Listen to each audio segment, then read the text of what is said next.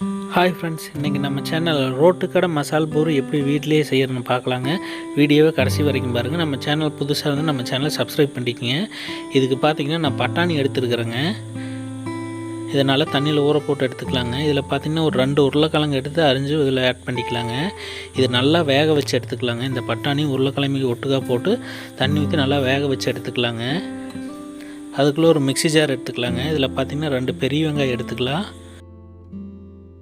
பெரிய வெங்காயம் சின்ன சின்ன பீஸாக கட் பண்ணி இதில் ஆட் பண்ணிக்கலாங்க. தக்காளி 2 எடுத்து சின்ன சின்ன பீஸாக கட் பண்ணி ஆட் பண்ணிக்குவோம். பச்சை மிளகா ஒரு 2 எடுத்து சின்ன பீஸாக கட் பண்ணி ஆட் பண்ணிக்கலாங்க. கொத்தமல்லி, புதினா தழை இது 2யுமே ஒரு கைப்பிடி அளவுக்கு எடுத்துக்கலாங்க.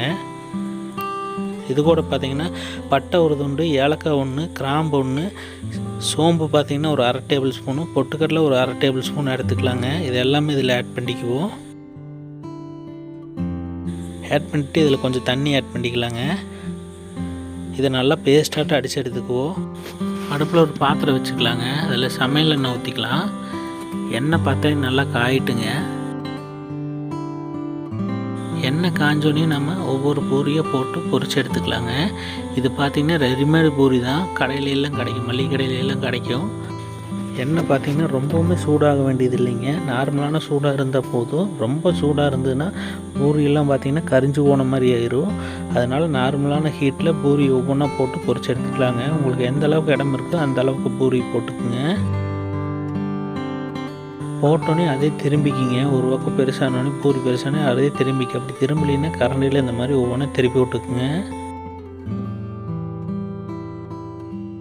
போட்டு ஒரு 2 நிமிஷத்தில் இது பொரிஞ்சு நல்லா பூரி பெருசாக வந்துடுங்க. இந்த மாதிரி பெருசாக வந்தோடனே ஒவ்வொன்றா எடுத்துக்கலாங்க. எண்ணெயிலேருந்து வடித்து எடுத்துக்குவோம். அதே ஹீட்டில் மிச்சம் இருக்கிற பூரியுமே போட்டு எடுத்துக்கலாங்க. போடுறப்ப கையை மட்டும் பார்த்து போட்டுங்க, எண்ணெயே தெரிச்சிட போகுது.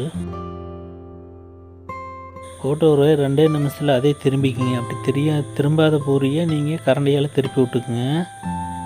இல்லைன்னா பார்த்தீங்கன்னா ஒரு சைடு மட்டும் புதுசுன்னு வரும், ஒரு சைடு புதுசுன்னு வராமல் போயிடும்.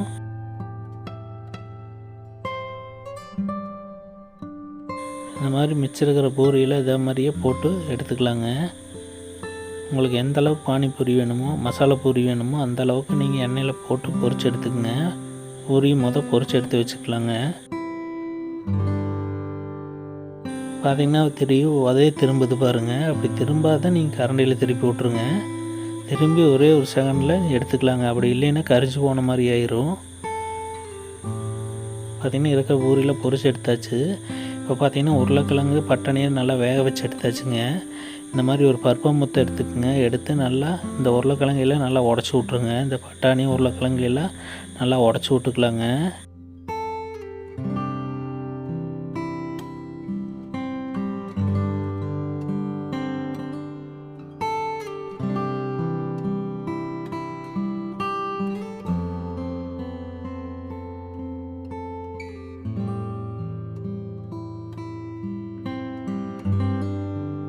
இந்த மாதிரி நல்லா உடச்சி விட்டுக்கலாங்க. இந்த பட்டாணி உருளைக்கிழங்கெல்லாம் நல்லா உடையிற மாதிரி நல்லா பருப்பா முத்தையில் போட்டு நல்லா உடச்சி விட்டுக்குவோம்.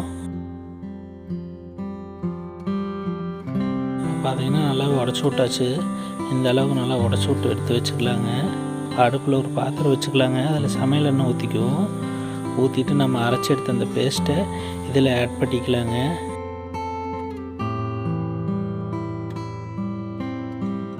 ஆட் பண்ணிவிட்டு இதை நல்லா வணக்கி விட்டுலாம். இந்த மசாலாவோட பச்சை வாசமெல்லாம் போகணும். இந்த புதினா கொத்தமல்லியோட பச்சை வாசமெல்லாம் போகிற அளவுக்கு நல்லா வணக்கி விட்டுடலாங்க. இந்த பச்சை வாசமெல்லாம் போனால் தான் நம்ம கடையில் சாப்பிட்ற அதே டேஸ்ட் கிடைக்குங்க. இது கூட பார்த்திங்கன்னா மஞ்சத்தூள் ஒரு 1/4 டேபிள் ஸ்பூன் ஆட் பண்ணிக்கலாங்க. மிளகாய்த்தூள் ஒரு 1/4 டேபிள் ஸ்பூன் ஆட் பண்ணிக்குவோம். மல்லித்தூள் ஒரு 1/4 டேபிள் ஸ்பூன் ஆட் பண்ணிக்கலாங்க. கரம் மசாலா ஒரு 1/4 டேபிள் ஸ்பூன் ஆட் பண்ணிக்குவோம். தூளுப்பு பார்த்திங்கன்னா ஒரு 1/2 டேபிள் ஸ்பூன் ஆட் பண்ணிக்கலாங்க. இந்த மசாலாலாம் போட்டு நல்லா பரட்டி விட்டுக்கலாங்க. இதில்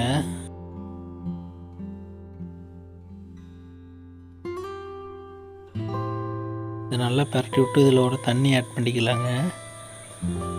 தண்ணி ஆட் பண்ணிவிட்டு இதை நல்லா கலரி விட்டுருவோம்.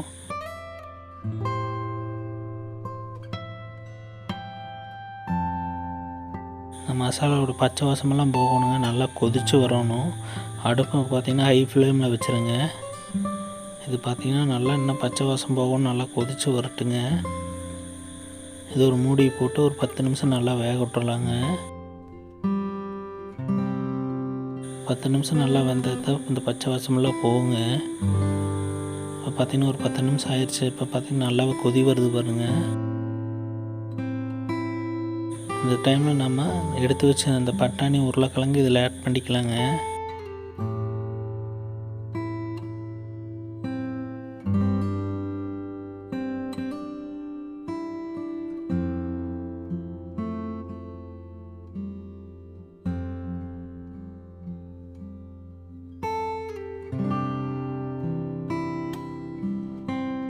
பட்டாணி உருளைக்கிழங்கு ஆட் பண்ணிவிட்டு இதை நல்லா கலரி விட்டுடலாம்.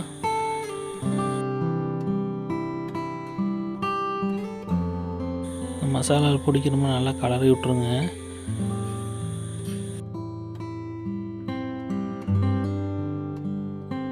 கலரி விட்டு இது ஒரு மூடி போட்டு ஒரு 10 நிமிஷம் நல்லா வேக விட்டுறலாங்க. தண்ணி ஓரளவுக்கு சுண்டணும். மசாலா பார்த்திங்கன்னா நல்லா கட்டியாக வரணுங்க. ஒரு 10 நிமிஷம் நல்லா வேகட்டுங்க. இப்போ பார்த்திங்கன்னா ஒரு 10 நிமிஷம் ஆயிடுச்சு. தண்ணியும் பார்த்திங்கன்னா ஓரளவுக்கு நல்லாவே சுண்டிடுச்சு பாருங்கள். பார்த்திங்கன்னா மசாலா பார்த்திங்கன்னா நல்லா கெட்டியாக ஆயிடுச்சு. இதை நல்லா கலரி விட்டுறலாங்க. இப்போ நம்ம அடுப்பை ஆஃப் பண்ணிடுவோம். இப்போ நம்ம பொரிச்சு எடுத்து வச்ச இந்த பூரியை ஒரு தட்டத்தில் உடச்சி வச்சுக்கலாங்க. உங்களுக்கு எந்த அளவுக்கு மசாலா பூரி வேணுமோ அந்தளவுக்கு நீங்கள் உடச்சி வச்சுக்கோங்க பூரியை.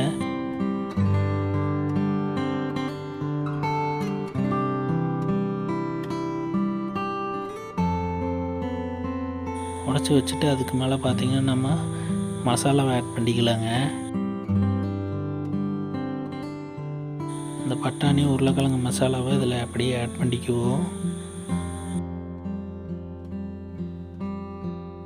இதுக்கு மேலே ஆனியன் தூவிக்குங்க. இல்லைன்னா கேரட் இருந்தாலும் கேரட் தூவிக்கலாங்க. பார்த்திங்கன்னா சுவையான மசாலா பூரி ரெடி ஆயிடுச்சுங்க. ஒரு டைம் இந்த மாதிரி செஞ்சு சாப்பிட்டு ரொம்ப டேஸ்ட்டாக இருக்கும். நம்ம சேனல் புதுசாக இருந்தால் நம்ம சேனல் சப்ஸ்கிரைப் பண்ணிக்கோங்க.